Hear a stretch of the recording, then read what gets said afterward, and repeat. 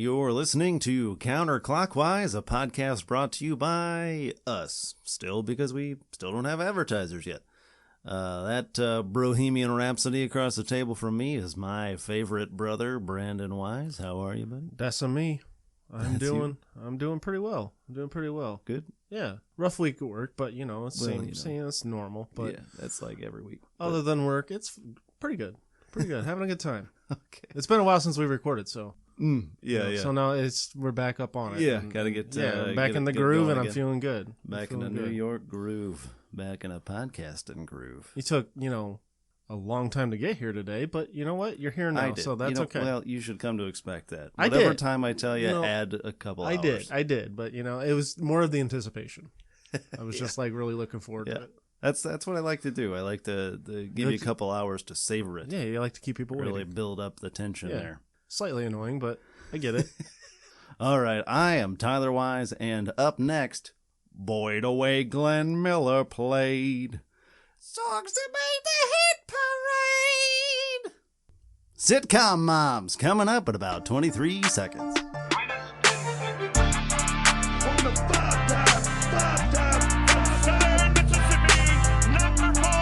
Navigation. 3. Silence number 2. He was number 1.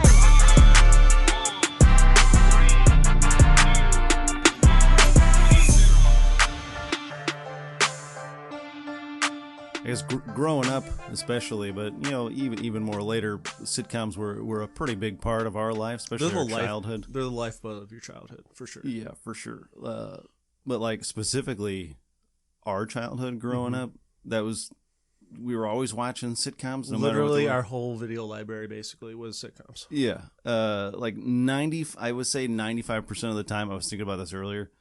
When we were young, when we were kids, 95% of the time there was one of three things on the TV at any given time, unless we were controlling the remote. If the adults in the room had the remote, there was one of three things: sports, like an 80s action movie / sci-fi original movie, something like sci-fi. that. Yep. Or a family sitcom. Mm-hmm. And it was almost always a sitcom about a family. It was 9 times out of 10. It was usually Everybody Was Raymond. Yeah, always. Yes. Usually Everybody Was Raymond. Sometimes All in the Family. There was that run Greg was on with King of Queens. King of Queens. Occasionally they throw in like Friends or something, or a lot of the old ones. Sometimes they'd have TV Land on. We'd get Brady Bunch or Happy Days or something like that. But Happy Days, big time. Yeah, a lot of Happy Days. That was Greg's favorite for a while. Oh yeah, yeah. When he was a kid. So yeah, pretty big part of our youth, I'd say. And then obviously we started watching other things, but still kind of a foundational genre, I'd say. Also pretty broad, but. And it's weird. They've shifted quite a bit over the years what a sitcom is, because it is such a broad thing. You don't really see like those traditional sitcoms anymore, like live studio audience. I think that's a good thing. Multicam. I think that's a good thing. Most of the ones recently that I've seen are kind of not good when they try to do that. Yeah, like the ones it feels fake. It feels forced. At the time, that's what we were all used to, so it was normal. Yeah. Now, when you see it, when you get a good comedy or a good sitcom without a laugh track, you're like, this can be funny without somebody telling me to laugh. Yeah. And with a lot of them, it's like it's not even that it's a laugh track. It's just because it's a different style of acting, because it's basically stage acting that they film, which is a completely different acting. And a lot of those old sitcom actors were stage actors that they pulled off probably not Broadway, but something similar, like the Broadway, like the minor, like LA theaters, like off Broadway or something, like the Minors. Yeah, they have a AAA Broadway. Yeah, it's off Broadway, like a AA Broadway. Yeah. So that's that style of acting. So it's a little bit bigger. It's a little more exaggerated because you got to play to the guy in the back row. But the problem is when you're on TV, nobody's in the back row. Everybody's at the same level. Like everybody's in the front row. So you don't really need to act like that. But that's just how they were trained. So that's when you get that. And then a lot of that tradition kind of carries over into these modern shows and the thing is, we've been seeing that, and we've been seeing the things kind of changing. And then we're still doing this old style, sitcom that we've been seeing for 60 years. It's like, okay, we probably don't need this anymore. Can we just like see a bunch of people on TV and not like a bunch of people shouting at us and over exaggerating their laughs and stuff? But anyways, I didn't mean that to be a rant about the state of sitcoms. But also, you got to remember, at that time there was no streaming, there was no binge watching, so it was literally that's true. You watched one episode a week, and and if you missed it, you missed it. Sometimes you could record it, but sometimes that didn't work out. Yeah, so it's like you'd want they might re-show it, but it was at like 3 a.m. on a Saturday. Have you ever tried to watch like a 90s sitcom like on a streaming service, and it's like every single episode's the same? It's exactly the same. It's crazy, and you don't realize it until you watch them back to back to back to back. Until you watch 10 of them in an but hour. back then it was fresh because it's like you had a whole week for it to you kind of lose most of the episode in your from what you watched, and then it's like it just resets, and you're almost waiting on it. Yeah, kind of like what you said with me being 2 hours late today. It builds anticipation because you come to expect a certain thing, and you're waiting all week to see that certain thing. Yeah, but when that certain thing, like you said, is the same thing every time, you don't get oversaturated with it so quickly. Yeah, it's when you watch 10 of them in 2 hours, it's like, oh well, yeah, I probably don't. Only so many times I can hear. I don't formula. think so, Tim. Before it gets not funny anymore. Exactly. That's the one that I really noticed it. I was watching Home Improvement at work, just at like on the TV in the background, and it's literally like the same. The general guideline setup. is it's like the same structure every single episode. Tim does something dumb. Well, wait. Or the first is like some weird setup. You open on Tool Time. Open with Tool Time. It kind of sets the stage for the episode. Up something, yeah, and then whatever we get rolling. Tim does something dumb. He goes out, or Jill gets mad, or the kids are doing something weird or whatever, and then he goes to talk to Wilson. Wilson gives him some wise advice. He completely misunderstands it, but somehow it still works. And then he goes and relays that message terribly to Jill, and she kind of sort of forgives him. And then we're at the end. I think Jill's probably a Tool Time in there. I think Jill was just always smart enough. She knew probably what he was getting at, exactly, but she's like, she didn't want to call him a fucking moron. So she's like, I get what you're. At least you're making kind of an effort. Yeah, she at least sees. She can see through all of the stupid comments and all. She sees Tim doing the bare minimum at least trying to do the bare minimum. Yeah, she's also a pretty well educated person too, so she probably knows a lot of the references that Wilson's making. I mean, so when he makes all these mistakes, she can probably go back and decipher Tim's 100% because she's a psychiatrist by the end of the show. So yeah, of course exactly. she knew exactly what she was doing. Mm-hmm. Anyway, you can tell we did our research on Jill Taylor. Are we tipping our hand a little bit? I think.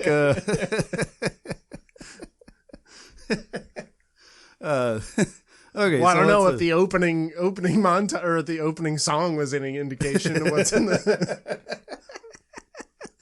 Oh God. Okay, so let's do some definitions, I guess, here, so we know we're on the same page about what kind of group we're doing here. Yeah. So. We already announced at the top we're doing Sitcom Moms. I figured we kind of figured that out. We're doing this in honor of Mother's Day. Yeah. We kind of forgot to introduce that part. Yeah, didn't mention that yet. Yeah. So this is our special Mother's Day episode for Mother's Day. It's all the doing the Sitcom Moms. All the moms out there, all the moms and the stepmoms and the dog moms and the mom adjacent type people and the adopted mom, not moms who adopted moms. Usually I hear adoptive foster moms. Yeah, you can say that. That's different than adopted. But yeah, unless you're shitbag, then some people I've heard. I usually hear like adoptive mom. Adoptive mom. That's yeah.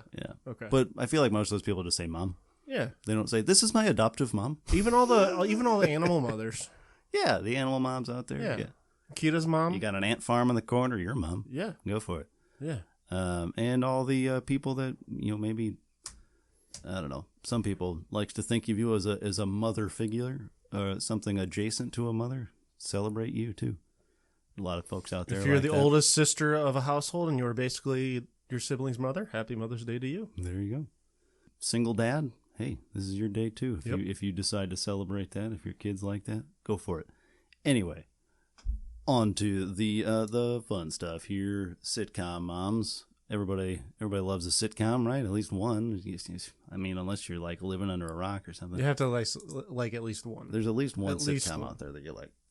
What do you think is the ideal sitcom mother character? When you think sitcom mom, if you were to design one yourself. So for me, it's I'm not into the like the traditional kind of roles. Like mom stays at home, dad's the blah blah blah, right? The old school. Yeah. I'm not that like. To me, a mom is a situational mom or ideal mom would be strong, intelligent, puts up with basically a lot of shit, but still is somehow able to. I realize that's a strong theme in a lot of these. It's a very big theme. Has to deal with like fuckbag over there. Yeah. And somehow is still like still holds everything together. There's still the glue that holds the whole family together. Yeah. You know. But how true to life is that, right? Right. Yeah. So yeah, okay. And just kind of that nurturing, but like she's not nurturing gonna without being like overly sentimental. She's not gonna sugarcoat things. Like she's not gonna baby you. Mm-hmm. But you mess with her baby, you're gonna get the claws. Yeah. I think you nailed it there. So I guess we should probably define sitcom too, just in case there's any confusion there. I looked it up. Wikipedia, which is the authority on the subject. Wikipedia says a sitcom is a genre of comedy centered on a fixed set of characters who mostly carry over from episode to episode. Pretty broad. Basically just a comedy TV show. Honestly, to me, it has recurring characters. Any situational comedy, it could be anything. So a sitcom any situational comedy? Yeah, no, I know. I was just expanding on the fucking word, Ty. Sometimes I wonder why I agreed to do this with you. Yes, me too. But okay, so I did have some questions because some people when you think sitcom, usually the first thought is a multicam sitcom, your old school style on a stage, and like we were talking about earlier, that's more like the stage acting kind of style. That's all in the family, everybody loves Raymond, that kind of thing. But then you have the single cam sitcoms where it's filmed more like a movie or a drama or something where it's a little more, cameras are more in their face and everything. It follows the characters around, more three-dimensional. It's like The Office or Parks and Rec or whatever. So are we including those two in this group? I said yeah. Yeah, I think so. I mean, if it's because I still consider it a sitcom. Yeah. Some of them are considered like dramedies, because there's like a little bit of drama and they're kind of filmed more like a drama. Even traditional sitcoms have drama in them. Yeah. They're just not as prevalent, you know what I mean? Okay, so now what about I'm sure you do, because I know what you're a fan of. Are we including animated sitcoms? Yeah. Okay. I thought so too. That was what I thought. Now, here's another one. Again, I just kind of had the thought. Do you think grandmotherhood should disqualify you from this list? That's a tricky one, because we did just go on the whole Happy Mother's Day thing, regardless if you're a mother, grandmother, blah blah blah. Mm-hmm. So, but without tipping my hand on my list here, I think if she's a grandmother in the show, but she's also somebody's mother in the show, yes, include it. But if she's strictly just somebody's grandma, and you don't really ever, I don't know. It's a weird. I would say yes. Okay. I would say yes. So I had a couple examples, and I kind of want. So one of them is, the other one definitely could be, but I kind of excluded the one in my mind because of this, because it's more grandmother. So my first one was Marie Barone from Everybody Loves Raymond. That's Ray's mom. So she's the mother, basically, that lives across the street, but she's also grandma to the kids. Traditionally, in a sitcom, if you have the main couple, the wife of the couple, if they have kids, is considered, the mom, the sitcom mom. So sure, but she spends 85% of the show being a mother to Ray and Robert.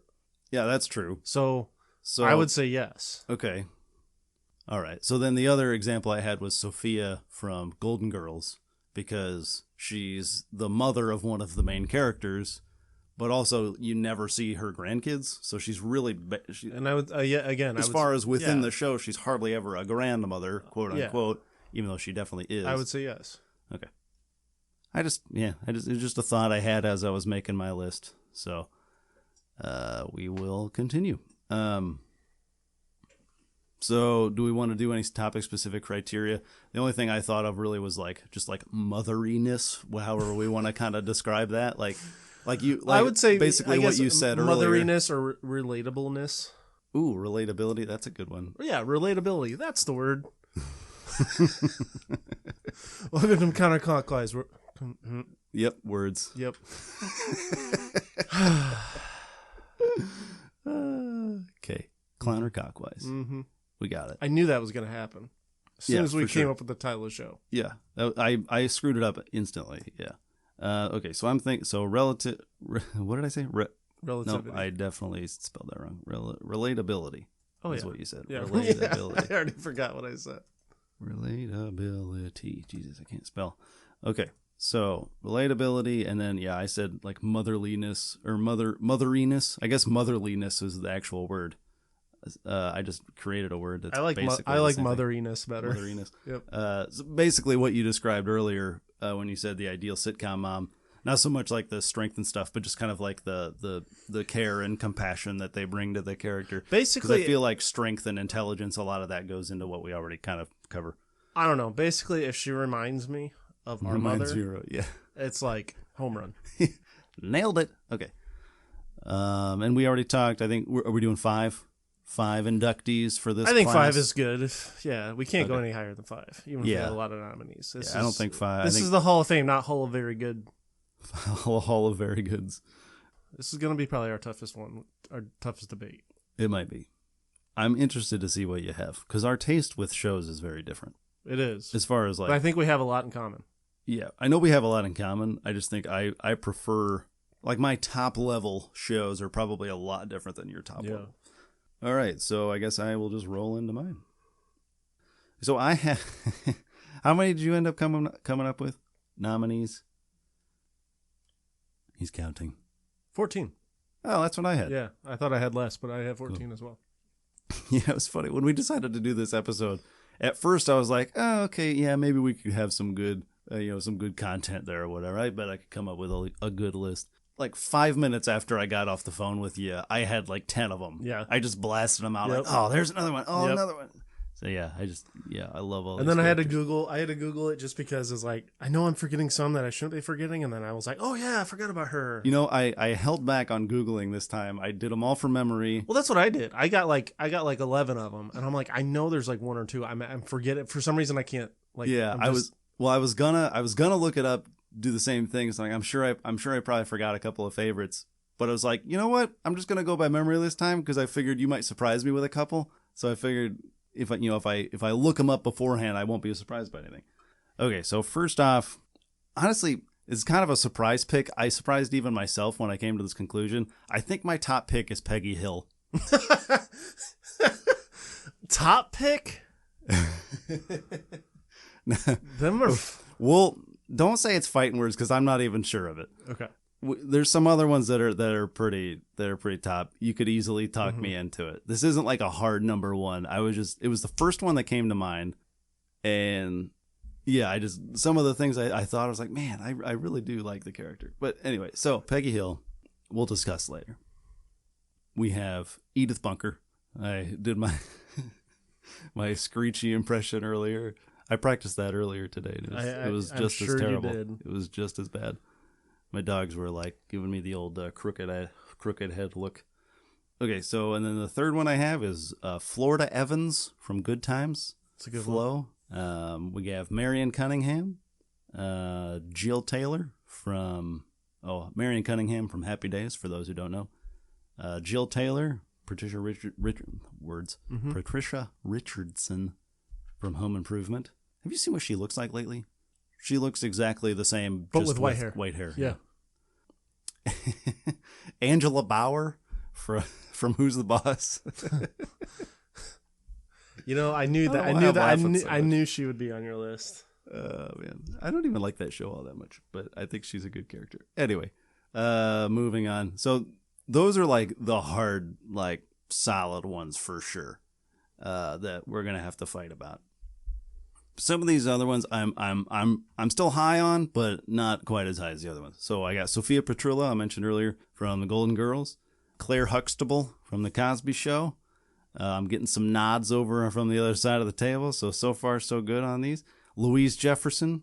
I put Deborah Barone on here from Everybody Loves Raymond. Marge Simpson from The Simpsons.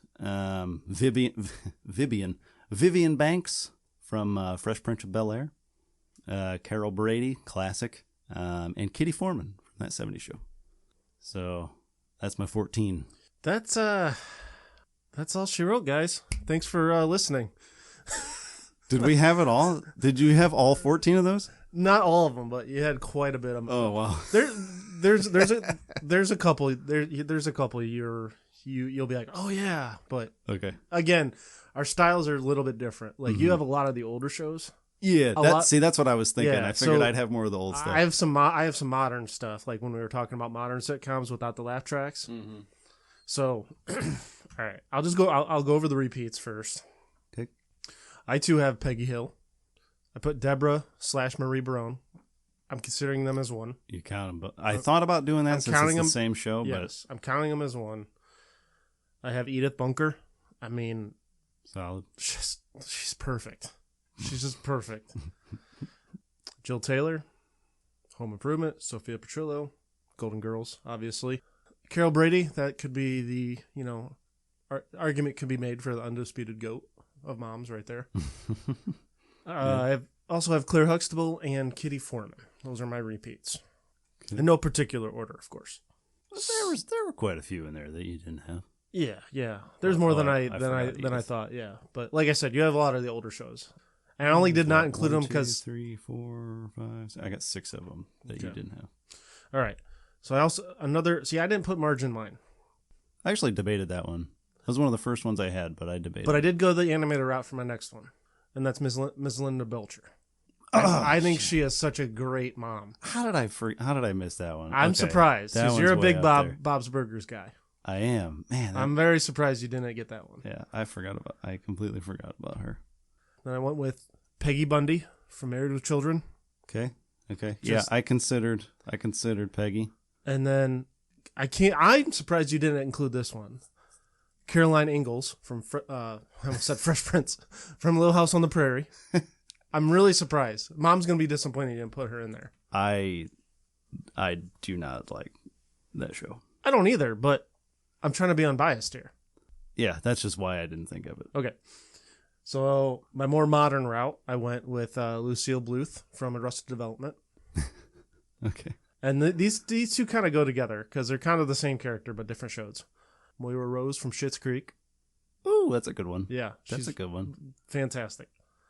And then this is, I don't know, there's going to be some debate here.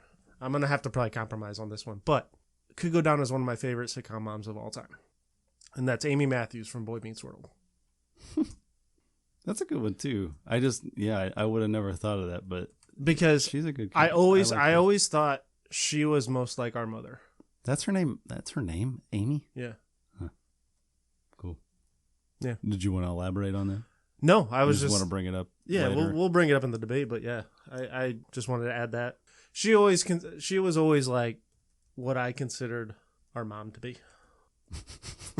Okay. You hear that, Mom? You better go watch Boy Meets World. I'm really sucking up on this podcast. I really hope she appreciates that. What was the other one? I feel like I missed one that you said. Oh, Caroline Ingalls. I'm surprised you said that. You were surprised I didn't. I'm surprised you said it. Wow. I don't like the show either. That one threw me. I don't like the show either, but it's like for some reason it was one of the first ones I thought of. Did you know you? I didn't know her name. I didn't know her first name. I always Miss Ingalls, Mrs. Ingalls. Mm-hmm. Oh, what was the other ones yet? Oh, Linda Belcher.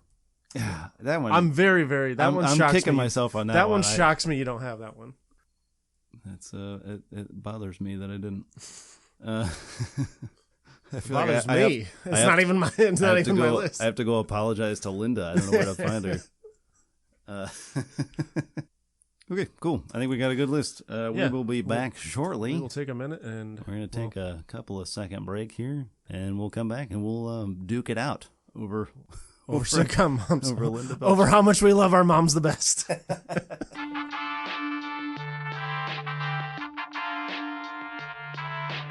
And we're back and ready to go for our little debate here.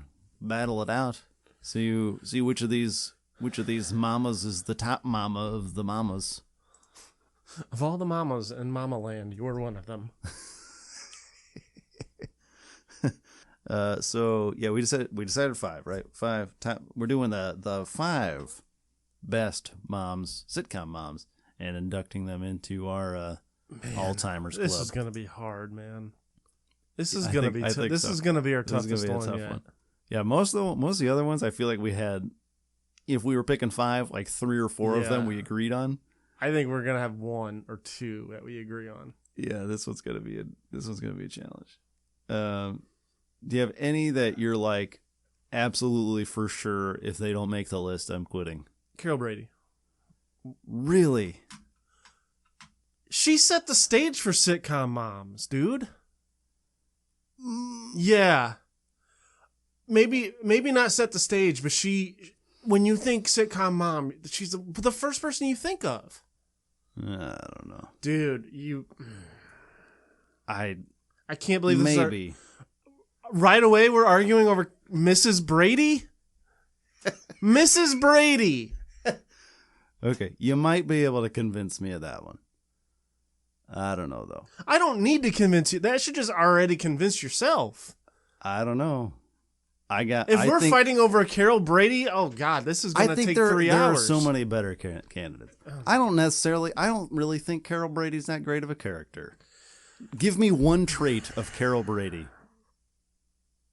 What's one personality trait that she has other than mom of 3 kids and stepmom to 3 other kids? It's not that she's a mom. I mean, she accepts, okay, to go off the stepmom thing, she accepts those as her own kids. Okay. Good job. Way to be a stepmom. Right, but it's not very common. It's not as common as you think.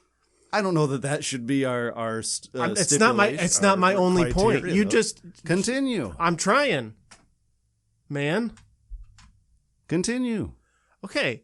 Have you ever watched an episode where she didn't have solid concrete advice for her children? I thought she was always as fair as she could be to her kids and the stepkids. Okay. I mean, I don't feel like I have to need. I don't feel like I need a laundry list of things to defend Mrs. fucking Brady. I just think there are far better candidates here. Hold on, we'll see what I think at the end of this. Does Carol Brady remind you of our mom? No, not necessarily. I mean, That's just a curiosity. I'm not asking that as a contradiction. I'm genuinely just curious about that. I mean, and obviously, out of all the moms, that's the one that goes against my personal criteria. You know, of course, she has the traditional mom role, but it was a 70s show or whatever, right? 60s, 70s? 70s, yeah. So, I mean, that was normal then, but... Yeah, that's what, like, half the ones on my list are like that. So, like, I don't know, man, like... We'll see. For me, if I had one that I think has to be on the list, well, I already said Peggy Hill because she's like my top, but I don't. Man, I think as a character, I think the reason I like Peggy Hill is because she's so outside the box of what a sitcom mom should be, and she's a unique character. She's independent. I don't think she's a good mom. Strong. I think she is. She allows his creativity, Bobby's creativity, in a household run by Hank Hill, and he still listens to Celery Head and everything. You know, I feel like she supports him not in a traditional way where she just like, yeah, good job, Bobby, be yourself. She like treats him almost like a buddy, but then is also like she's tough on him. You know, she stands up to him. She wrestles him in the yard that one time. You remember that? I don't know you. That's my purse. I can get her to do that anytime I want. I'm not arguing the merits. I also think she's just a funny character, which I'm you don't always see with the moms. I'm not They're usually arguing the very merits dry. of the character, of how good the character is. As strictly as a mom, though, she has some very, very shitty qualities. Like what? The one that stands out to me the most is the episode where Bobby starts taking home ec, and he starts making dinner every night, and he cooks better than Peggy, and she gets so jealous, damn mad and jealous that she starts to sabotage him. You don't sabotage your son because you're jealous of him. Yeah, she should. Jesus, I can't say. She words. should have worked She with should him, be cooked with him. Yeah, supporting his. Okay, that's a fair point. In her defense, She also I faked do being agree a with Catholic so she could teach at a Catholic school. That's got nothing to do with being a mom. It adds to her shitty character. I think that shows that she's driven. I think she wants to teach. She's a fraud. She wants to teach. She was an effective teacher. Was she though? In that class, wasn't she? She wasn't teaching Spanish. That's about the only thing she's bad at. How the fuck does she get qualified to teach Spanish? That's what I've always understood. I've always wondered that too. That episode where they go to Mexico, man, that's such a good episode, dude. Like the lawyer convinces him, or no, Hank convinces the lawyer to let her speak for herself in Spanish, and then it's so great. Oh my god. Oh, that's a good one. Oh man. All right, well, at least I talked you off of that one, so we're good. She's still like. I'm considering her in the top 5 still, just because I love the character. I had her on my list too. Like I'm not saying she's a bad character. Yeah, that's not what I'm saying either. But like, I still want her in contention. Out of all the sitcom moms out there, I don't think she sniffs the top 5. I just think as a character, she's so unique and. But are we like going off an actual character or how they are as a mother on the show? That's how I'm basing my shit on. Well, that's not the only criteria. We got all the other criteria. I know it's not the only criteria, but it's a big part. It's a big part of the criteria. Well, that's what I'm saying. You got part, I got part. But I feel you're like looking at part of it. But I'm I feel looking like at the being other a part. mother is a bigger part of the criteria than just being a solid character. Well, being a solid character is the other character or the other criteria that we do for our baseline for this show. What do we say? Cultural impact, overall quality. What was the other one? Motherliness. No, the main ones. Oh, relatability. No, the main ones that we do for everything, for every show. Popularity. Oh yeah. Duh. So popularity, cultural impact, quality. Yeah. So I feel like as far as like a character, if we're character, I think that's more falls more in line with quality, and then cultural impact is just like the popularity of the show itself. Or the character. I feel like people quote Peggy a lot. Jahan Redcorn. Peggy Hill. Slam. I love that scene so much. I find myself every once in a while just saying, "Hoo yeah!" every once in a while. I don't know why. You know what? I would probably move her up in my overall list, but I still don't think she's in top 5. Okay. We'll debate. I think we both convinced each other a little bit. Yeah, we've moved the needle either way. We're closer to agreeing on where she actually is. Okay. So, all right. Do you have any others that you don't think you can move on? You think they got to be in the top? Kitty Foreman. You think top 5? Yes. For Kitty Foreman? Yep. See, my thing with that is that character is meant as an homage to all of the other characters in this list. So can she really, truly break into the top 5 when the entire character is based as an homage to the 10 people below her on that list? You know what I mean? The whole point of that show is, it's kind of a pastiche of all of these 70s sitcoms. But I think also, if we're going off of popularity and we're going off of quotability and relatability, mm-hmm. I don't think she was a traditional 70s mom. Yeah, I think you're right there. I think she was more... For a character, I think she's really good, too. I think she was more of a 90s, 2000s kind of mom in the 70s. Yeah. Yeah. And that laugh is like one of the funniest laughs I have ever heard in any show I've ever watched. It's a very iconic laugh. It's an iconic laugh. And I think she is the perfect balance to somebody like Red Foreman. who is very much the boomer, pull yourself up by the bootstraps kind of guy, angry all the time, war vet.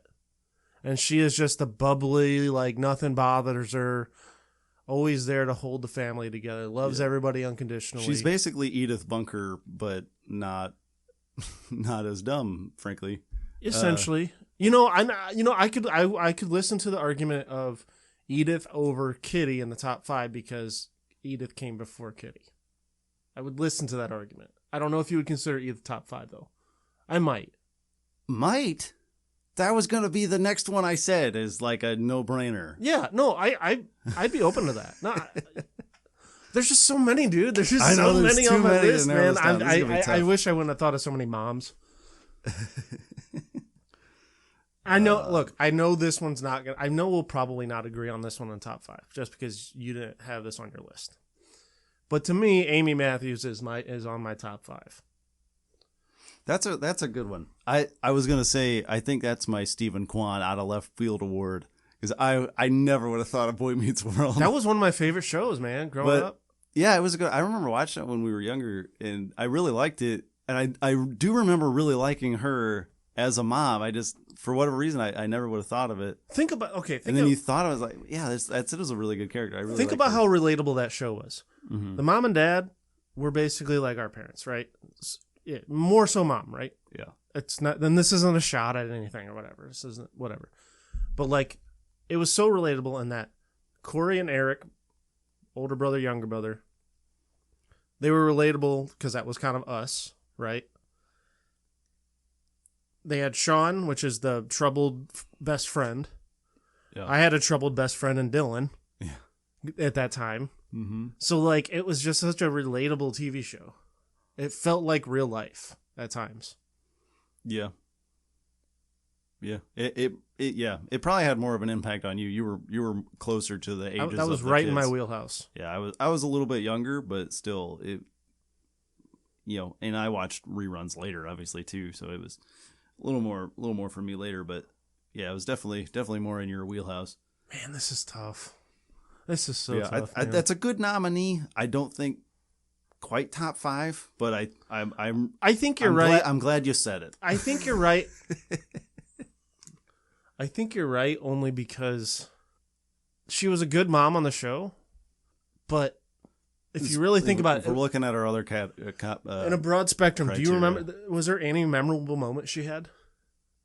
Nothing really stands out, right? It's like, just she was. I can see her face, I can hear her voice, but like she was never really. She was never really a focal point of that show. Yeah, like the other moms were. So she was never. She never really had an A story of her own. Really, I guess if the topic was who was the best mother out of all these sitcom moms, like an actual mother, she'd be in that argument. There, yeah. But as a sitcom mom, overall, as far as character, if they're doing everything, I think she falls short a little bit. But. I think so. Top 10 for sure, but. Probably like 7 for me. Okay, I think that's fair. So that might be a Cleveland Browns wait till next year for sure. All right, what are your thoughts on Claire Huxtable? So I had her up there pretty high. I would consider top 5 because of the cultural impact she had. How much impact did she have versus the rest of the cast? Because obviously Cosby Show was like the #1 show on TV for a while, but a lot of that was. I mean, it was obviously Bill, which we don't really necessarily need to talk about. It was a star power, but like my point was, but I think a lot of the kids too were really popular. She broke the trend of, she was an attorney. She broke the mold of work, just stay at home mom. She was a black attorney, working mom. Broke every kind of like Fresh Prince. Yeah, broke the stereotypical, black mother role for sure. Raised 5 fucking kids, which in itself has got to be insane. Yeah, is that how many kids I had? Okay. Yeah, I couldn't remember. And I think she really set the standard for TV moms today. I kind of said that with Carol Brady, but now I'm thinking about it. She was cool too. She was cool. She was like that was the first word I thought of to describe it. Like she was like laid back. Pretty chill. Like she was a cool mom. Like I would want to just like kick it with her. She knew how to dish out punishment. Yeah, not in a beat you kind of way. Like Yeah. This is going to teach you laying down the law. Yeah. You get one chance to learn. That's it. Yep. You don't get a single other chance after that. One of my favorite punishments is, who's the middle daughter? I can't remember the middle daughter's name, but she got like really drunk. She's underage, got really drunk, and they found out and they had to go pick her up. Well, the next morning she had a hangover, and they came in and they were like real loud because she knew she had a hangover. So as a punishment, they brought her downstairs and they played this drinking game that she played to get drunk the night before. But they were playing with, so it was the parents, her, and then they were playing with Rudy. Or is it Rudy? Rudy, right? Rudy. The little girl? Yeah. Yeah, young Rudy, right? Rudy, I think. So they were playing this game with her, and they were all in it about her, and they were quote unquote making the youngest one drink when she lost. Oh yeah. And then, it come to find out that they were just fucking with her the whole time, and that was her. I'm like, who thinks of that as a punishment? That's so like. That's wow. It really drives the point home. It did, man, and like the lessons were never cynical or like everything was so well intentioned. Like if I had to, which I don't, by the way, if I ever had to pick another mom. I know as bad You're as dropping down the list. I know. The list of 2 Yeah. between us. Which I would never want to do. My mom is perfect. She's great. She's a saint. I would die for her. Okay. But hypothetically speaking, if I did, Claire, number 1 pick. Okay. Number 1 pick. That's a good one. I might have to agree with you on that one. That's a good point. It's a good way to put it too. I agree with you. I think she might be on my list too. I'm gonna throw her up there for now. Right on. We can debate it later if we have to, but I think the more I'm talking, the more I'm open to dropping Mrs. Brady. I just don't think there's that much to the character, honestly. I haven't watched the Brady Bunch in a while. I just don't think there's much meat on the I bone just think the pop culture impact, it's like as far as that, I think you're right. I think she had the such other stuff that she falls short on. That's fine, but I think what she lacks in that she makes up for the impact, the pop culture impact she had. You know what I mean? It's kind of like a power hitter that strikes out a lot. Like she's top heavy. Yeah. I feel like there's other ones that no, that's fair, and you know what? Okay. So I still got it written down. I just feel like we're gonna come up with 5 that are better. I think so too. Let me knock out a few that I feel like I just wanted to talk about, but that I don't think are gonna make it. So one of them was Angela Bauer. As I like my community references. She is the answer to the question, who's the boss? But she was also similar to Claire, but also, you distracted me, so I got me thrown off. Brand's over there trying to take a picture of me for the social media page. He gave me a finger, the little keep going finger, and now I got distracted. I told you beforehand I was going to do this. The ADHD is coming out to me hard. I forgot until now. You should have reminded me. Anyway, Angela Bauer. So she's kind of similar to, like you were saying with Claire Huxtable. She's kind of the, more, at least at that point, she was the quote unquote modern woman or modern, single mom. That was the other thing. She was a single mom too. So that, she's got to be a pretty strong, mother there, a pretty strong woman, driven. She's, the quote unquote modern mom. She bossed, what the hell's his name? Who's the other guy in Who's the Boss? Tony Danza. Tony Danza, yeah. Boss Tony Danza around. Was he another character where his character name was also named Tony? I think Wasn't his name Tony? Yeah. Anyway, but I think she probably falls short in a lot of the other things, but I like the character. I mentioned Louise Jefferson. That's another one, like, I really like the character. I just think, there's probably plenty others that could just probably top her out. She's probably in like the 7 to 12 range for me, probably. But, played by Isabel Sanford. I guess we didn't mention any of the other actors' names. I wrote them all down. Anyway, so she had to deal with, as another one, like we mentioned earlier, she had to kind of hold down the fort while, her kind of idiot of a husband was out being dumb. You mentioned, you paired up Deborah and Marie Barone as one. Mainly because they're on the same entry. show. But So I thought about that, and then I ended up not, and that's why I ended up mentioning the grandmother thing at the top. Yeah, I didn't know how to lump them together because they're they're almost antagonists in the show, so it's like kind of hard to lump them in there because like Marie is almost Deborah's mortal enemy on the show. I think individually, I don't think either of them makes it, but lumping them together, you maybe have an argument there that they might crack the top 5. yeah, I don't think so. Even lumping them together, Yeah. There's a lot of memorable moments with both of them because Deborah has to put up with Raymond always going to bat for his mom and never sticking up for her. Yeah. And Marie is just I so think outrageous. Marie is probably like first ballot Hall of Famer for mom of an adult on a TV show. Oddly specific, but yes, I agree.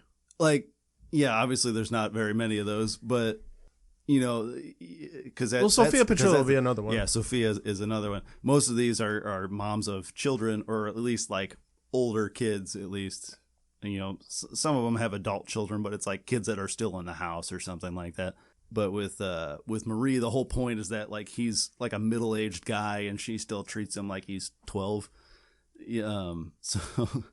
So I think as far as that goes, I think she's up there. But yeah, like you said, probably doesn't quite crack the top 5. And I mentioned Marge Simpson. That's another one. I feel like there's really just not much to that character. Yeah, I mean, I figured you were gonna have her, so that's kind of why I didn't put her on mine. But, are you done or? Yeah, I think that was. I was just gonna run. Yeah, I was gonna do the same way as you did. So I put Moira Rose, and Lucille Bluth on here just because they have some of the best one-liners of any show I've ever watched. They're as far as like the last 2 decades, they're probably 2 of the most iconic characters of television. Fantastic one-liners, man. Like I even wrote some down because they're so good. Yeah, what do you got? Be careful. This is Moira Rose from Schitt's Creek. Be careful, John, lest you suffer vertigo from the dizzying heights of your moral high ground.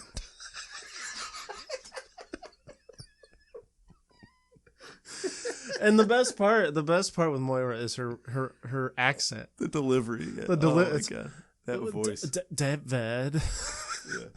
It's so funny, like seeing her because I got so used to seeing her or hearing her talk like that, and then you see that actor. What's the actor's name?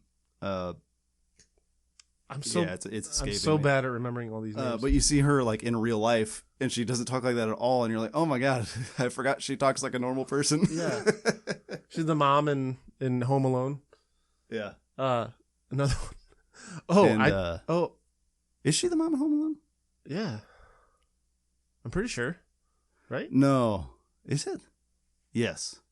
Oh, she looks a lot like at that time. She looks a lot like the actor in Dumb and Dumber, and I always get them confused just from that era. Mm-hmm.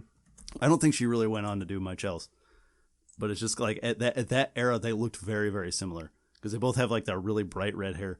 She was in Catherine O'Hara. Catherine O'Hara, yeah. She was in what's that movie? The ghost one. The Beetlejuice. She was in Beetlejuice too. And she's going to be in the sequel to the Beetlejuice reboot. I got a couple more Moira just because they're so funny to me. Oh yeah, hit me. I'd gill like a fish. Yeah. Oh, I'd kill for a good coma right now. I mean, come on. Oh, and then my favorite one, I think it's just how ridiculous it is. It's David, stop acting like a disgruntled pelican. What is the context for that one? Do you know what the exactly? No, but usually it's every episode was just David being like overly dramatic about something, just not that doesn't need to be dramatized. Yeah, but yeah, no, that's another show. I just got to start watching it again. It's so funny. Yeah, and so like Lucille Bluth is literally the same character just years earlier. Mm-hmm. And one of my favorite quotes from her is, they're at a restaurant ordering food. the waiter asks the question, and Lucille's like, I don't understand the question, and I won't respond to it.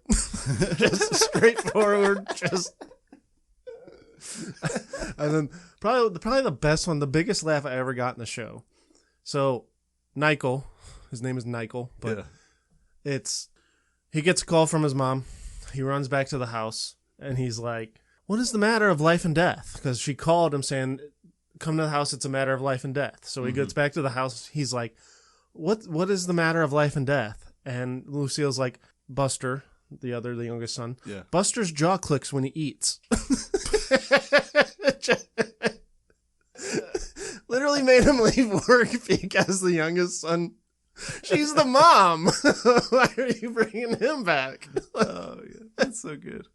Yeah, and then, another one I'll just mention real quick is Peggy Bundy. Peggy Bundy, Just, I love the contrast between Al and Peggy, because you got Al, the fat, lazy, former high school star alcoholic that just sits on the couch and complains and watches TV and has a shitty job. Yeah. And she is still just stuck in the 80s with the hair and the hairspray and the 80s leggings and just rebellious, but still gives a shit about her family. Like, still cares about everybody and wants everybody to succeed, but like she's still just like living her wild life right now. I mean, and it's just it's a perfect yin and yang of a husband and wife, which you don't see much too often. Yeah. Like personality wise, like visually and like verbally. Normally with sitcoms, it's like one's husband's brash or stupid, and the other one is, heartwarming and intelligent. That's the only counterbalance you have. Yeah. One of them's like zany and off the wall, the funny one, and then the other one's just like rolling their eyes at him. Yeah, and they're the rock of the family. The other one's like the crazy person. Yeah, like that's like how the Cosbys were. Like, Bill's just a psychopath, and and Claire's holding down the fort. Same thing with the Jeffersons. Same thing with Home Improvement's kind of the same way. Tim's like burning the house down, and Jill's holding it together. I wish I loved something as much as Tim loves decorating his house for Christmas. I know. God, yeah, man. Can you imagine? Oh, God, can you imagine the teardown for that? Oh my God, it's so fun putting stuff up like that. I have a clown in my living room because I don't want to take it down to my basement. My Christmas lights are still on the outside of my house. Like, I haven't taken them down. They're going to be, useless by next year when I put them out. I feel like that's why I didn't put my Christmas lights up, because they'd still be up. Yeah, they're not on, but they're up. Yeah. Well, at least you're not that guy where they still turn them on. Yeah. And in July. Okay, so you mentioned Linda Belcher. God, and I'm still kicking myself that I forgot her, but God, she's just such a fun character. I think she's better than Peggy. She's probably the best character on the show. Oh. Like at least my favorite character on the show. And she's just she's so fun to watch. The thing is that there's not a bad character on that show. Yeah, they're all really great. They're all so good. I think she's she's probably the most relatable, depending on the type of person you are. For me, like, it's kind of split between like a three-way split as far as relatability on the show between her, Bob, and Tina. Just like Tina's like the awkward side of everybody. Obviously, Linda's like the optimistic, like the fun side, optimistic side, and then Bob's the realistic side everybody has. And just like the annoyed with everything, but like doesn't want to say anything. But he's such a good dad, man. Like, I know he gets so annoyed with his kids, but man, he would do anything for them. Like half the time, he's just like like the typical like sitcom dad, like especially the old school sitcom dad that's just like in his own world, like doesn't raise the kid, like is kind of hands off with the kids, but then. Or at least he like acts that way, and then like something happens, and he's like, "Oh my God, he's actually like a really cool hands-on Thanksgiving dad episode. And really tries." The Thanksgiving episode where they go to fish odor's house, and he's like so jealous because he can't do all the normal family traditions that he always does every year. It's like you feel so bad for him. It's like everybody just like abandoned him, like that just because they were at fish odor's house. Yeah, like, exactly. They got Don't they have to like pretend to be fish shoulders kids, right? Yeah. Or his and he was like trying to like sneak in the traditions in the kitchen and stuff. He wanted to like call them in individually and have them. They were trying to doing the wish. They were trying to like play. Wasn't he trying to play like tackle football with Gene in like the kitchen for like 5 minutes? Yeah. And everybody was so disinterested in doing that. I think we need to get to the top 5. I think we need to finally narrow it down and get to it. Okay, so do you think Linda's up there? I think she's a step above Peggy, but not top 5. Not top 5. Correct. We really didn't talk about Edith Bunker because we both agree she's. Oh yeah, we both mentioned. We both agreed she's in top 5. Correct. You were debating it. I think she is for sure. Okay, I probably worded it wrong. I would absolutely put her in the top 5. Okay, yeah, like classic character. Yeah, absolutely. I think she's hilarious. She is. That's another one. She's like Peggy Bundy. She's the perfect counterbalance. The perfect contrast to because Archie. Granted, at the time, the uncomfortableness of the show was not that uncomfortable back then. But when you watch it now, with how racist Archie is and how uncomfortable his character is, it makes it more comfortable watching that show with her on it. Yeah, because she's the perfect counteract to it. She cuts a lot of that tension that's there. Yeah. Especially when because the idea is basically Archie versus the kids, and then Edith is just kind of there. And but she breaks the tension because if it was just Archie versus the kids, it's a drama. Yeah, like there's almost no humor to it. She cuts it up. Yeah, and you can tell he loves her. He doesn't show it, but he loves her so damn much. Yeah, it's one of those. The times when he does break that hard exterior and actually show all the love he has inside for her. It's so sweet because we all know how great she is and how much we love her. It's like, oh, finally, Archie, finally you show it. Like, you watch a lot of shows and you see, the Sitcom Moms, and it's like, okay, it's funny, it's cool, she's a good mom, but it's like, when I see her on screen, I get genuinely like fucking happy. Yeah. I feel very unique character. Yeah, too. I feel very warm when I see her on character. Yeah. As far as like the role she does, like in the household, very traditional, stay-at-home mom, whatever, prepares the meals and stuff. But as far as a character, she's so unique as far as character. Nobody like it. Moms, there'll never be anything like it. Yeah, so unique, and I think a lot of that goes to the actor too, Gene Stapleton. Well, the actor and the writing, everything. I mean, it was all together. It was a really, really great show. Norman Lear, R.I.P. He just passed a couple months ago, I think, back in February maybe. But yeah, he was an icon. Crazy to think I got 3 of his characers on my list right now, at least. Crazy to think that Rob Reiner's Meathead. Yeah, that's wild too. Yeah, young Meathead, back when he had hair, a little bit on the sides. Had the like hollow bowl cut. The bowl cut with nothing on top. Archie. I love. There's this iconic scene where she finally like stands up for herself to Archie. I think she might be like going through menopause or something, so they like play it off as her like hormones or whatever off balance. But like Archie's one of his catchphrases is to Edith. "Oh, stifle yourself," basically telling her to shut up without saying it. And she gets one in on him. He's like railing about something, and she just looks at him and goes, "Oh, stifle!" And like it's like silence while the audience laughs for like a minute and a half straight, and nobody can get their next lines in because they're all busted up. The best part about that is it's like she earned that. Like that's an earned laughter, because if she would have said that earlier on, that moment wouldn't have been as powerful as it was. For sure. Yeah. So it's like you got to build to that and build to it and build to it and build to it. You got to earn that moment. Yeah. And it's just, it's perfect. Okay. So I would probably, I don't know, man. I think number 1 is a real possibility for her. For Edith? Yeah. Oh, really? It's a real possibility. I'm all for that. Who else would you consider number 1? Honestly, I don't know. I mean, we just went on a total rant, a positive rant about her. Yeah. So, do you? I don't know. Is she? You might be right. Honestly, I was trying. I think the reason I was kind of hesitant is because I don't know if that's my bias because I love All in the Family, and it was like a show we grew up on. Yeah, and it's like our mom's favorite show from pre-1990.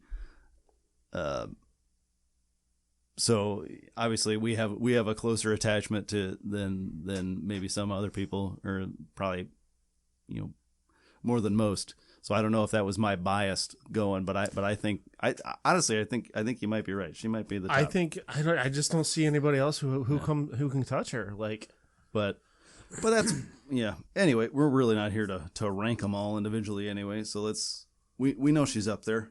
I think we both agree she's on the list. So what else? Who else you think is making it? You know who else we haven't talked about? Like in real detail, we've mentioned her several times. Jill Taylor.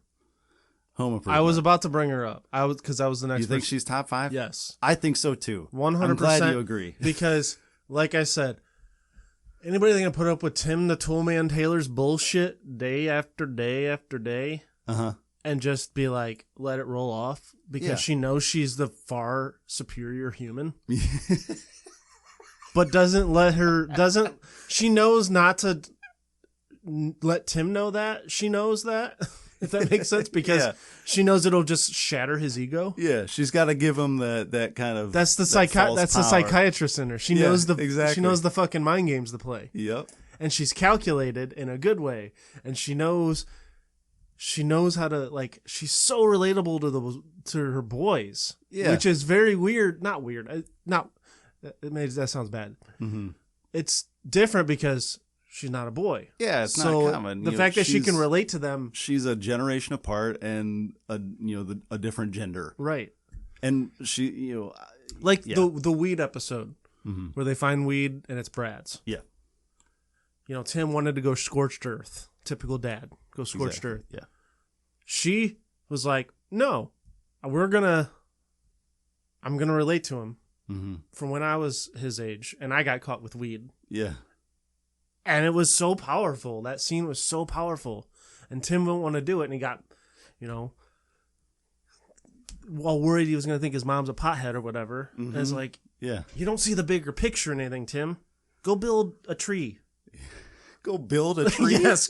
He would probably try to build a tree. And he'd put like a Cessna engine on it for no reason.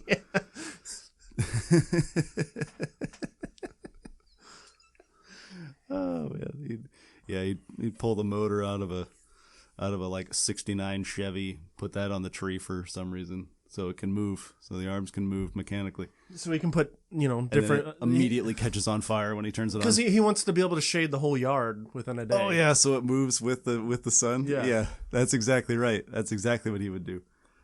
But yeah, I think she was relatively unique because I feel like there was a time. Kind of in the 80s, things were shifting a little bit. Like, obviously, we mentioned the Huxtables. We had Claire Huxtable, who was kind of like the modern mom. I mentioned Angela Bauer from Who's the Boss, another independent thing. But Jill was a little different because she still kind of had that like blend to where she was obviously super smart, but also she was like genuinely funny. She was funny in the show, but also funny as a character in the show, which is not all that common. A lot of times we're almost laughing at the character or laughing at like the situation, but she's not actually saying any lines that are genuinely funny that other characters in the show also think are funny. She was one of those characters where you're like, how is she going to respond? Yeah. You were always anticipating how she's going to respond to Tim.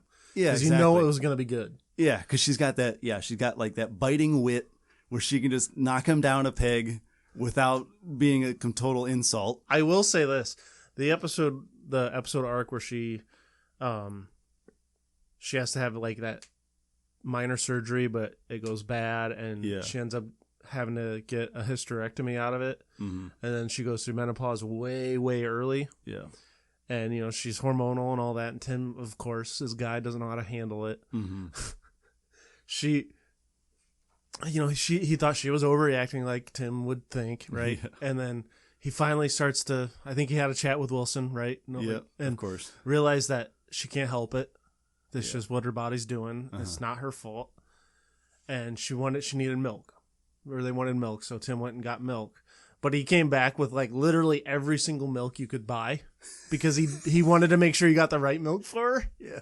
And I'm like, yeah, Tim was a fucking idiot, but he adored his wife. You know what I mean? Yeah. Like He was going to pull out the stops. Yeah. Like he literally bought goat milk because just in case that's what she wanted.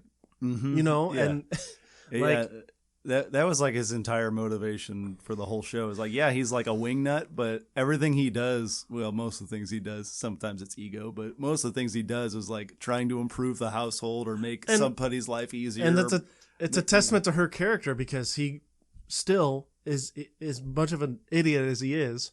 Yeah. Always went out of his way to make her happy. Yeah, and it's you can force that easily in a show. Like you can just write that. It felt natural. It felt like they were married in real life. When you can do it naturally, it has more impact because the characters are the characters are written in a way that it makes sense for that to be the case. You know, when he makes those weird decisions, you understand that because you know we're agreeing. We're almost on his side because we feel the same way, or at least somewhat. We feel the same way about the character that he does to his wife. You know, like you were saying, she's so relatable, and we kind of feel that same way about her. Tangentially as a watcher of the show.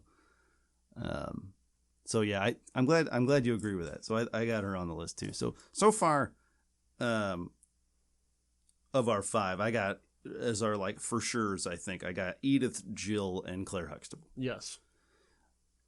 Are there any others? Guaranteed. Any that you think you have a strong argument that you think they should be up there? This is tough.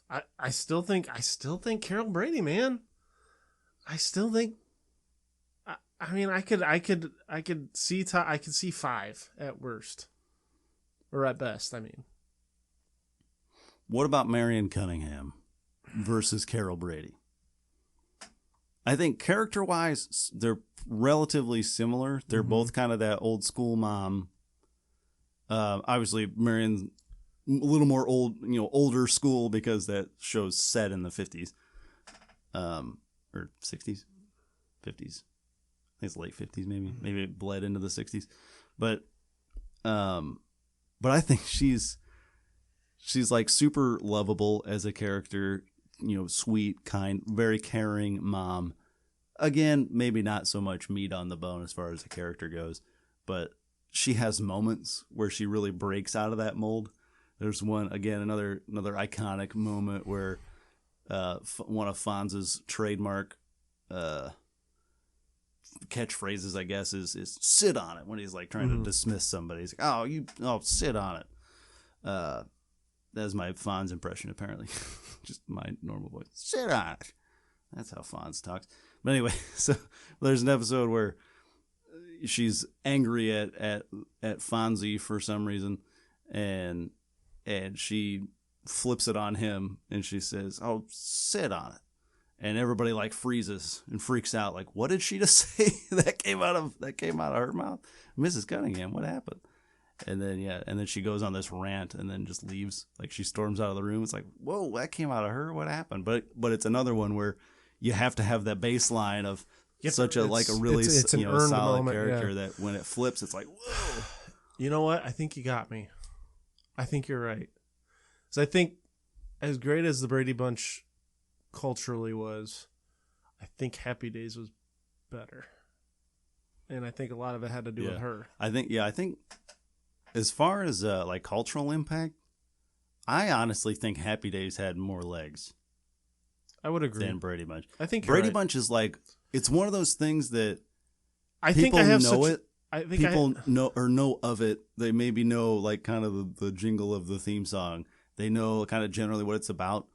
But if you ask them, like, give me like a line from Brady Bunch that's not Marsha, Marsha, Marsha, they probably won't know much. That's fair.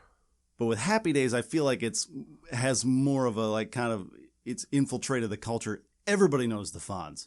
The Fonz was like the most popular character on TV, But that was because the show that he was on and the cast he was surrounded by was also super popular. Yeah. If he was just super cool by himself and the rest of the cast was cardboard, then it wouldn't have been anything. You know, the show would have been over in 2 years. But the fact that he was surrounded by such an iconic cast and the tension he had, the somewhat kind of maybe pseudo kind of winking romantic tension that he had with Mrs. Cunningham, I think was a big part of that too. Yeah. You know what? I think I'm sold. You think she's up there? I think top 5. I think you can drop Carol Brady off. Okay. So my other one, I think that I want to put up there. So I'm still kind of wavering on Linda Belcher. I think she could be up there too. But the other one I wanted to throw out was Florida Evans from Good Times. As far as a mom, I think she's way up there too, because she had to she had to deal with, her husband. He was another hothead. He was just kind of like the stereotypical like gruff dad from the 70s. And then he dies midway through the show, and suddenly she's a single mom to 3 kids, and they were already in kind of a tough situation.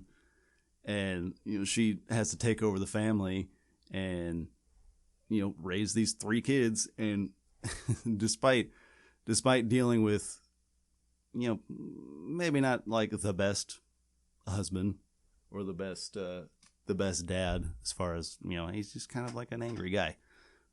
Despite having to deal with that and like a wingnut of a son in JJ, she still was able to raise like 2 pretty well-adjusted kids, the younger 2, and like JJ is like super talented too. So even though he's kind of like a crazy person, still was able to hold that down. And I just really like the show. I think the show's really good, and she was a big part of that. Oh, man, that's tough. Man, oh man. I wasn't really feeling your argument until you dropped the single mother thing. Yep. Because that has to count for something. Mm-hmm. I think she's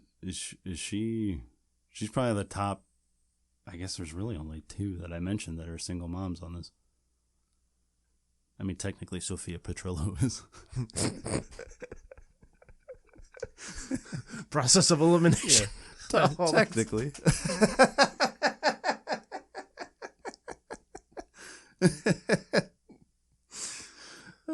Yeah. Man, yeah. I think the single mother line. I think that sold that for me. So I was about to really argue with that. I was really, yeah. You know what? I think I'm in. I think maybe 5 is a good spot for her. Okay, so that gives us 6. Of course it does. All right, what we said of the I threw Linda Belcher up there. So I have right now Edith Bunker. Yep, that's a microphone. We'll take a cut. I did it again. I have Edith Bunker, Jill Taylor, Claire Huxtable, Marion Cunningham, Linda Belcher, and Florida Evans. I think the top 3 are locks. Yeah, I'm with you there. So I think we're down to, we got to pick 2 out of Marion Cunningham, Linda Belcher, and Florida Evans. I think Florida's a lock. Okay.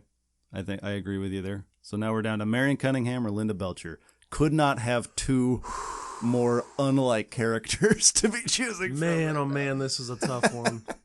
You have one of the most old school characters on TV that's ever existed, and one of the most like new wave moms that's ever graced our screens. I don't know if I want to call her new wave. Man, this is like, I don't want to do this one. That's a tough choice. I don't want to do this. Oh, as far as a character, Linda tops no matter. Easily. Yeah, absolutely. As far as a mom, she's a fantastic mom. I think she's a really good mom. Is she as iconic as Marion Cunningham? Probably not.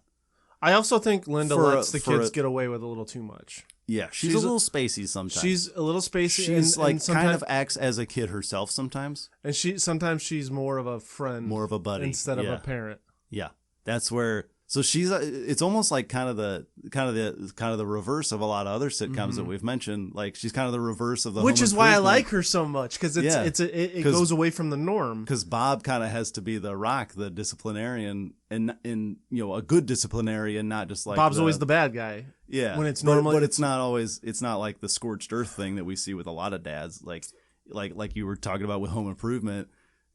Tim is either like the fun guy or he's the hard, he's the big stick.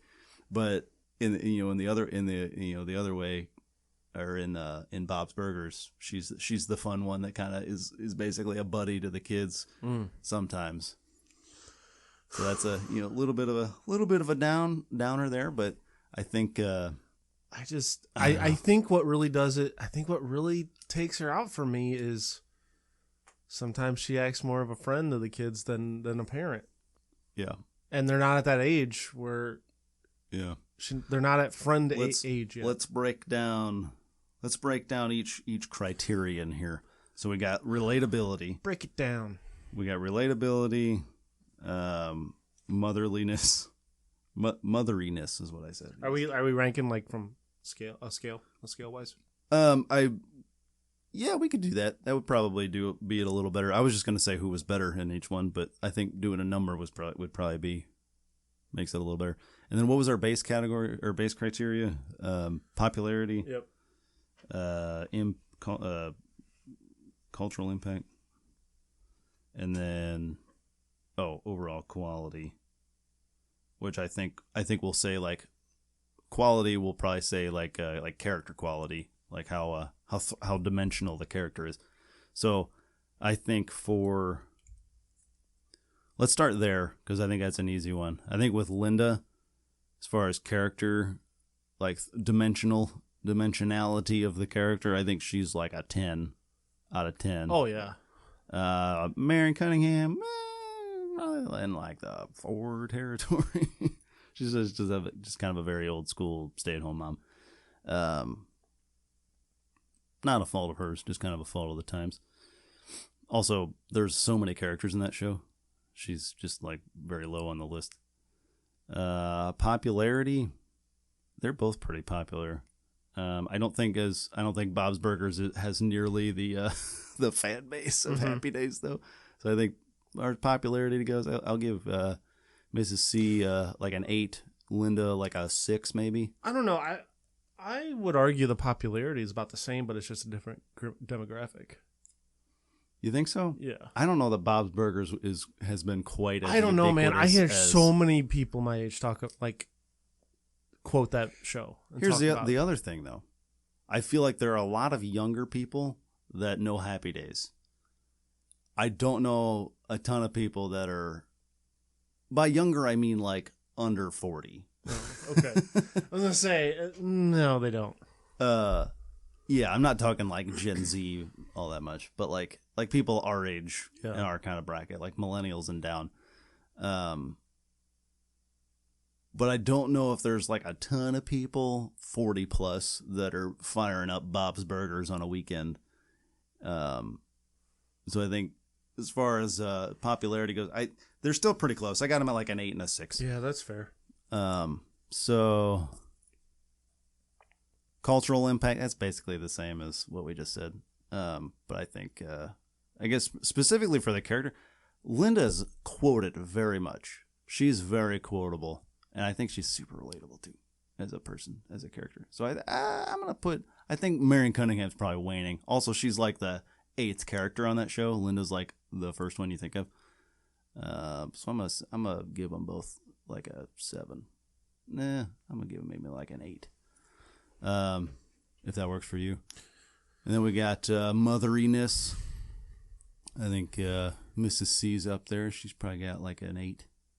I'd give Linda like a 7 or like a 6. I guess. Yeah, 6 is 6 seems fair. And then we got relatability.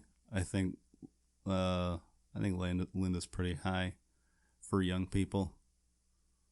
So that's another thing. It kind of splits by generation too. I think she's very relatable. Generationally, I think Linda's very high for probably the under 40 crowd or the under 30 crowd at least. Well, you're not even under 30 anymore. I forget how old we are. I'm 28. Under 30. Jeez, I don't even know what. In my mind, sometimes I'm like still like 20. Thank you for reminding me I'm over 30. Yeah, you're welcome. Sometimes you need a little kick in the teeth. Yeah, no, definitely. I only hear it all the fucking time. So, that was probably good for the listeners to hear that for 45 minutes. So Content. So relatability. What did I say? I think let me give Linda like a 7. You think? Yeah, that's fair. And then Mrs. C, for a generation, she was probably like the most relatable person on TV. But I think that's obviously waned because it's older. Right. Honestly, even at the time, because it came out, that show was on the 70s, but it was based in like the 50s. I don't know how relatable she was all that much for the crowd that was watching the show at the time. It might have reminded them of their mothers, like the adults watching at the time. There's like, oh, that reminds me of my mom. So maybe it is still relatable. Yeah. So what do you think? Like an 8? Yeah. 8 or 7. What's that leave us? Let me tally up the scores here. We got a 10, 8, 6. I can't do math.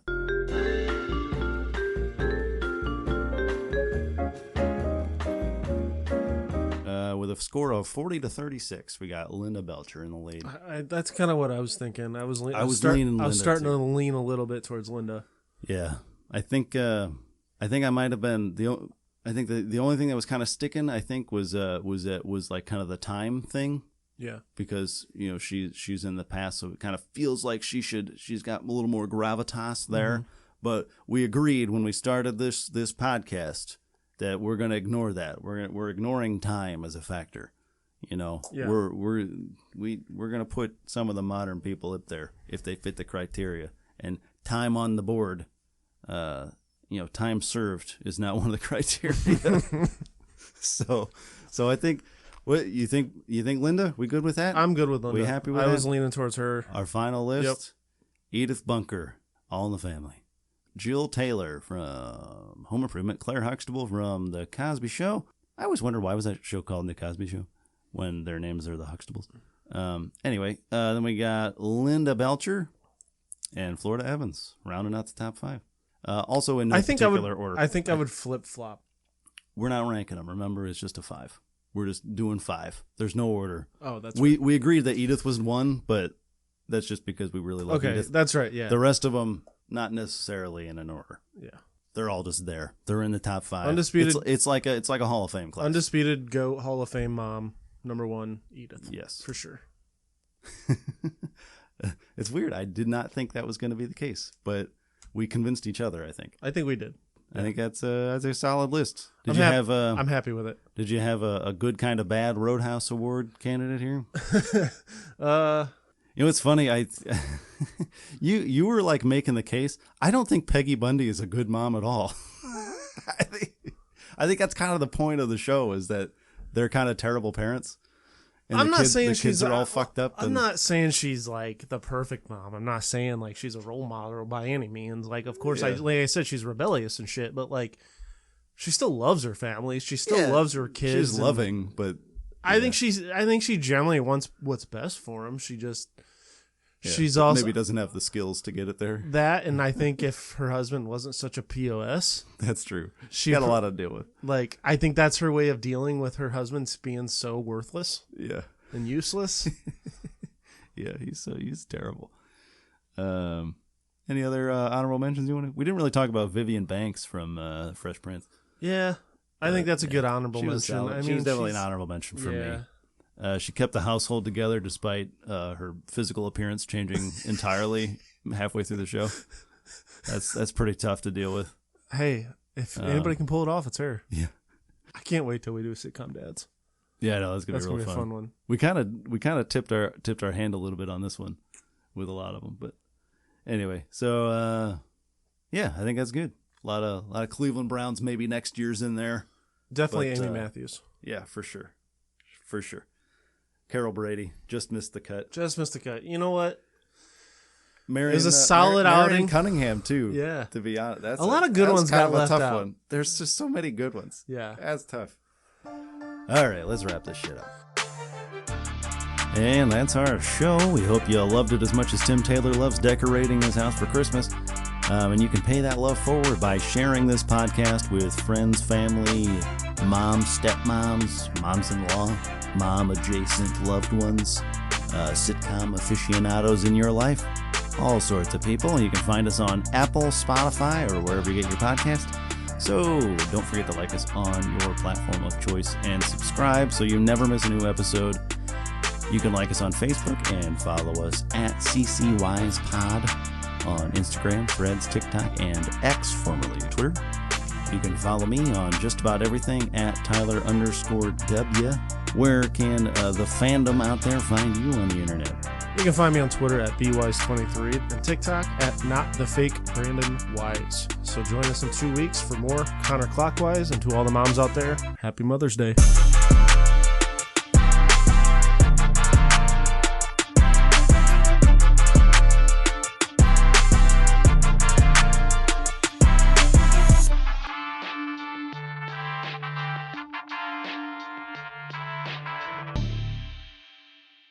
You can find me on Twitter at BWise23. That's the leather. Not the animal bee. We'll have to redo that. No, it's fine.